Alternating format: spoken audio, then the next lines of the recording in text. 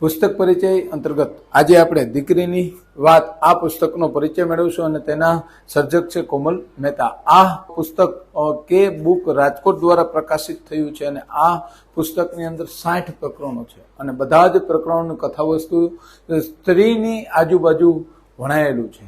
આમ જોઈએ તો લેખિકા તમને મને સમાજને પ્રશ્ન કરે છે કે આજે એટલા વર્ષો પછી પણ સ્ત્રીની સ્થિતિમાં શું બદલાવ થયો છે, શું સુધાર થયો છે.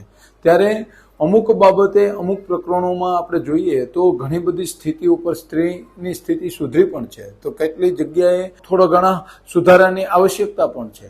પણ ખરા અર્થમાં આ રીતે જોઈએ તો આખી દુનિયાની અંદર બધાને સમભાવ હોવો જોઈએ. દીકરી છે એ કોઈની દીકરી છે, પત્ની છે, ત્યારબાદ કોઈની માતા છે, અને આ પુરુષ અને સ્ત્રી અથવા અન્ય કોઈ લોકો આ સૃષ્ટિ ઉપર જેટલા જીવો છે એને બધાને સમ અધિકાર મળવો જોઈએ એવી વાત આ પુસ્તકનો એક સૂર છે.